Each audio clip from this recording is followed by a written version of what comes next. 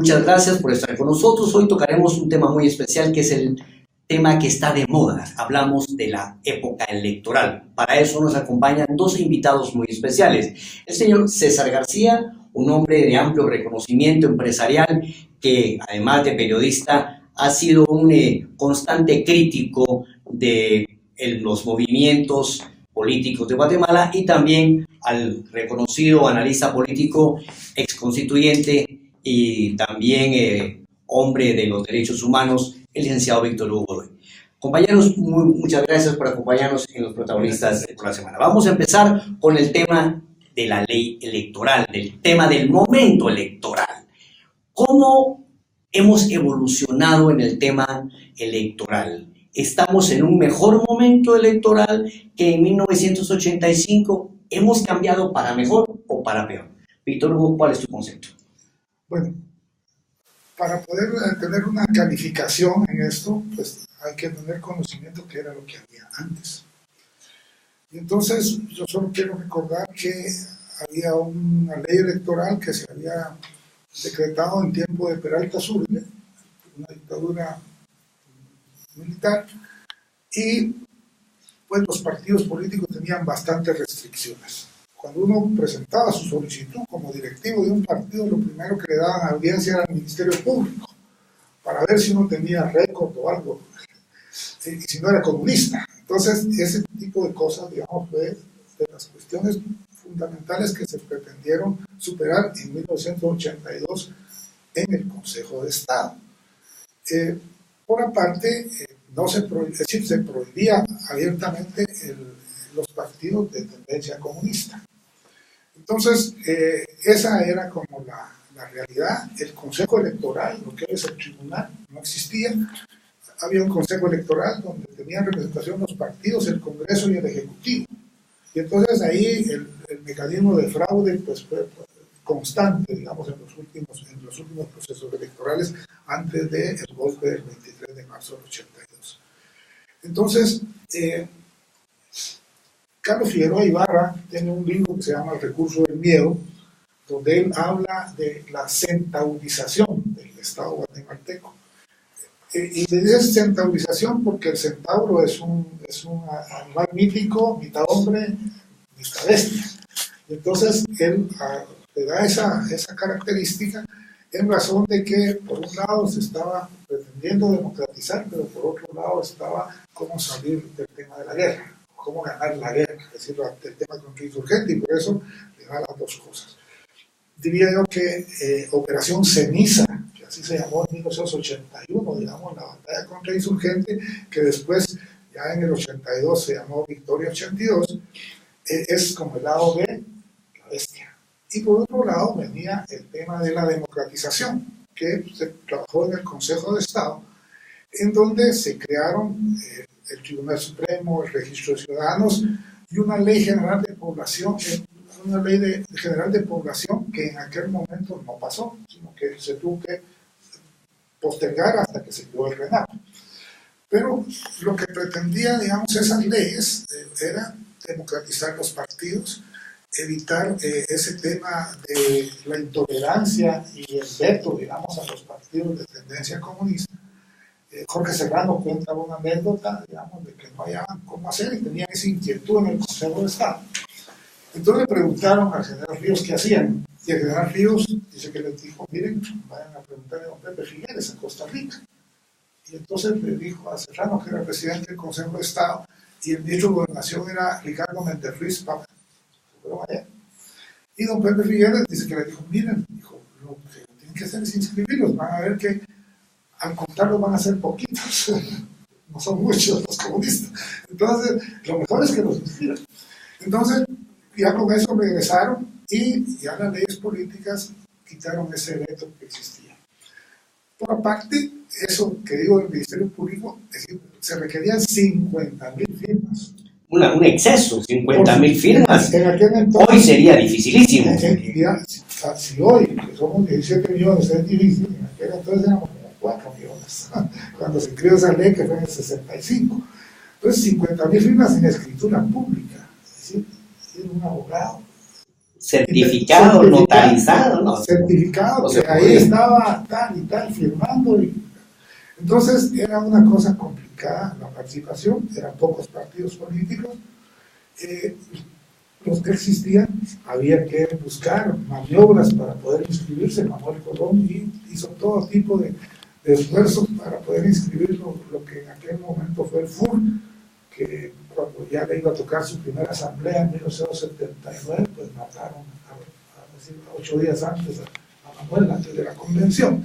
Entonces era parte del juego político de aquel entonces. Bueno, pero toda esta historia, César, que nos está contando Víctor Hugo, nos lleva al momento actual. Tenemos partidos débiles, un exceso de partidos, tal vez un tablero de lotería. ¿Cuál es tu percepción actualmente?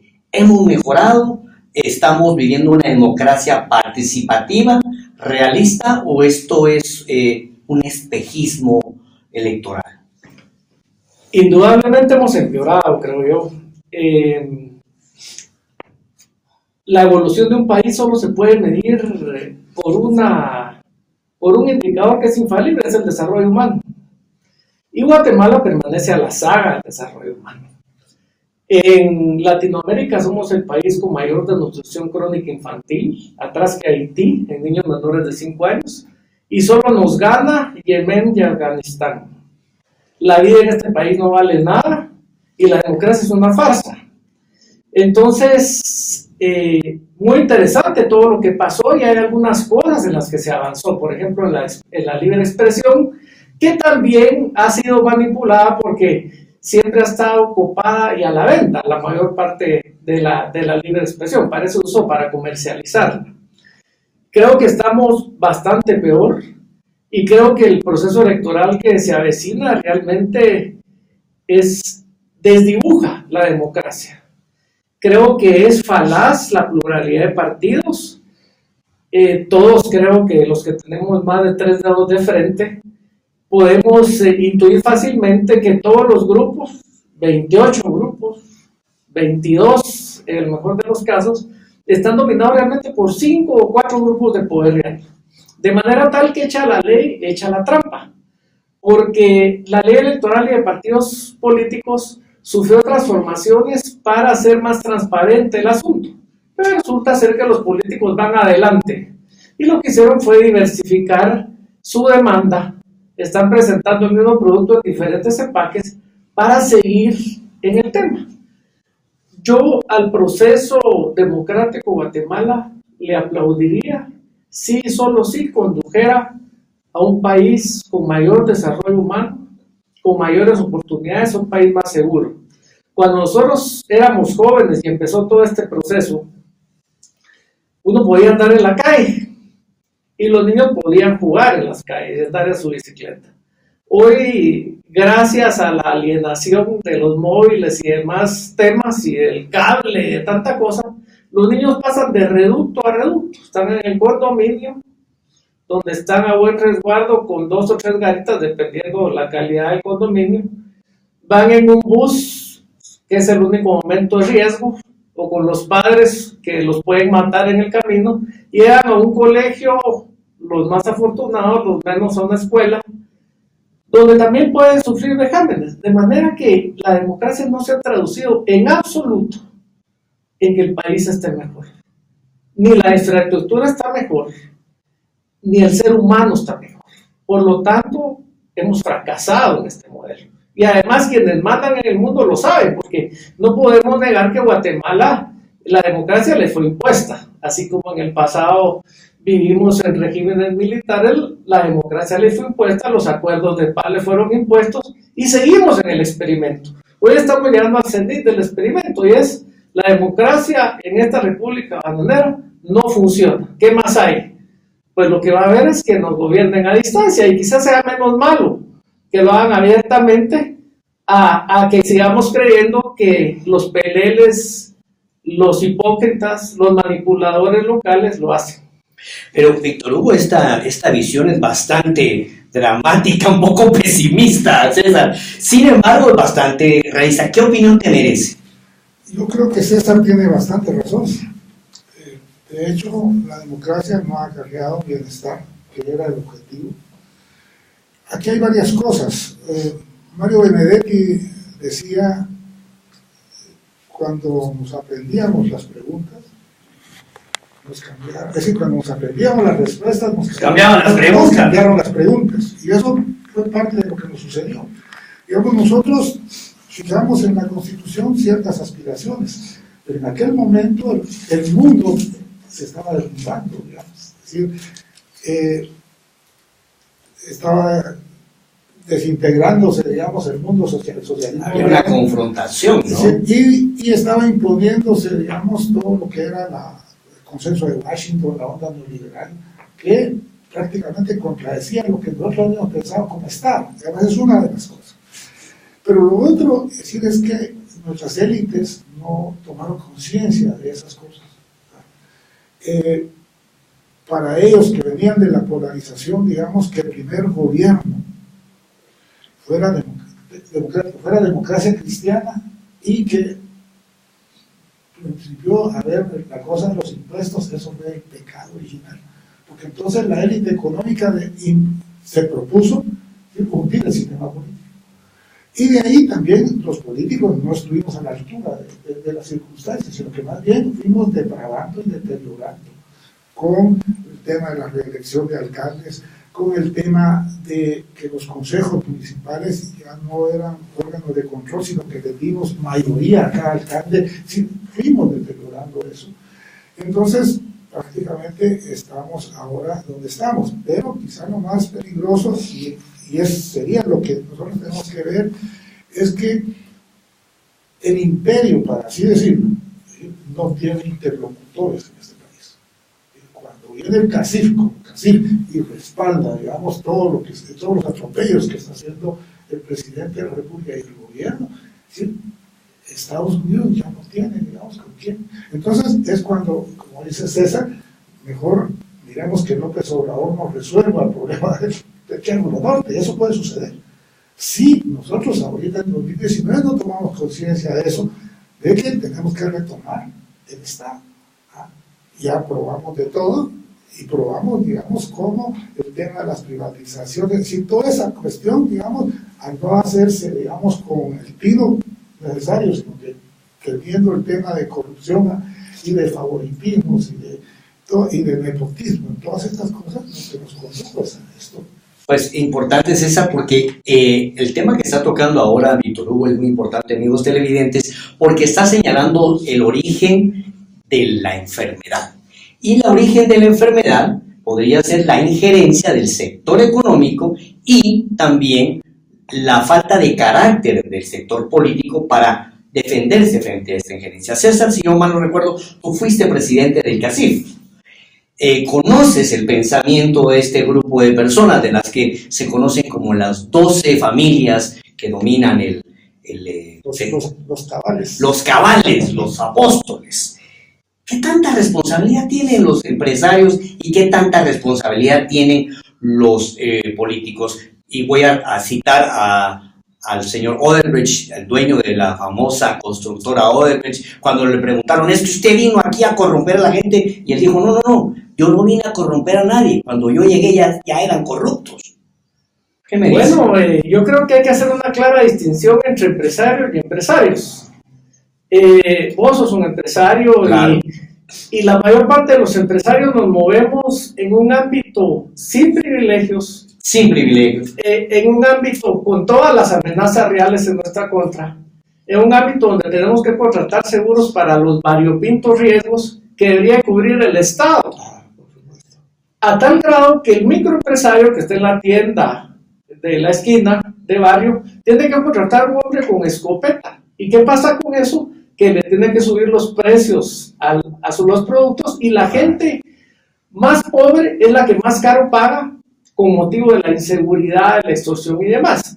Entonces yo pienso que el gran grupo de empresarios de este país son héroes y se merecen un aplauso por invertir. Nos merecemos un aplauso por invertir en este país. Hay un pequeño grupo de mal llamados empresarios que no juegan con esas reglas, sino que juegan a través del mercantilismo, y eso ha sucedido en todas partes del mundo, juegan a través del tráfico de influencias, juegan a través de comprar medios de comunicación, juegan a través de poner títeres en el gobierno. Ese es el otro, el perverso. Igual de perverso que los periodistas que se plegan a ellos, igual de perversos que las ONG que viven del conflicto. Entonces, me parece que el ejemplo que pusiste del enfermo es fabuloso. Yo no soy pesimista, soy realista. Es que Guatemala es un enfermo que ha acudido al médico cada 4 años y el médico le dice lo mismo. Le dice, mire, los triglicéridos están disparados, el colesterol lo tiene malo, la presión está mal y encima está desnutrido. ¿Cuál es la solución? Transparencia, honradez, equidad, justicia, gente seria y decente mandando en el gobierno. Pero Guatemala no quiere acudir a esa receta, sino que quiere seguir haciendo lo mismo y curarse. Pues no, estamos a punto de ser un estado fallido y como tal estamos a punto de la muerte de la pseudo-nación. Lo que decía Víctor Hugo es muy cierto. Estados Unidos va a correr su frontera a Tapachula. Así es. Porque lo que va a pasar es que López Obrador sí entendió y los mexicanos sí entendieron. Y cuando uno va a México se va a dar cuenta inmediatamente que nos lleva 50 años o más México en todos los aspectos de la vida, aunque sea un país pobre, porque ellos se quejan de pobre, pero nosotros somos mucho más pobres, mucho más ignorantes, mucho más retrasados, mucho más pendejos. Entonces, el problema es ese. Somos la parte inviable de la región centroamericana. Y eso es un riesgo para los Estados Unidos y así nos ven, y eso es un riesgo para México y así nos ven, y no digamos para otras partes del mundo. Realmente nadie nos ve con preocupación de querernos ayudar, nos ve con preocupación de aislarnos, y ese es el gran riesgo. Y quiero terminar diciendo algo. La responsabilidad realmente no es de esos empresarios mercantilistas, sino que es de todos los acomodados que no lo somos. Porque entonces delegamos en los malos las decisiones que debiéramos tomar los buenos. Nadie se quiere meter la mano a la bolsa para hacer realmente, por ejemplo, un movimiento político de gente decente. Y ahora mismo vemos a los intelectuales de este país hablando de soberanía a través de 2 grupos confrontados. Pero curiosamente los 2 grupos confrontados, pro-CICIG, anti-IMI, pro-IMI, anti-CICIG, hablan de soberanía, pero quieren que Washington arregle las cosas. ¿Cómo así soberanía yendo a negociar a Washington? Eso es ridículo, pero así estamos acostumbrados los guatemaltecos. Y los pensantes, amigos nuestros, gente decente, gente que paga impuestos, gente que genera empleo, aplauden a ese grupo, a esos grupos. No se va a arreglar nunca ese Guatemala. Bueno, amigos televidentes, nos queda en el tintero un tema importante, que es el financiamiento. No hay acceso a financiamiento, el Estado va a apoyar a los partidos políticos y la campaña electoral está tomando algunas tonalidades muy especiales. Vamos a analizar el impacto de la nueva ley electoral en el proceso actual, cuando regresemos de una pausa. No se muevan.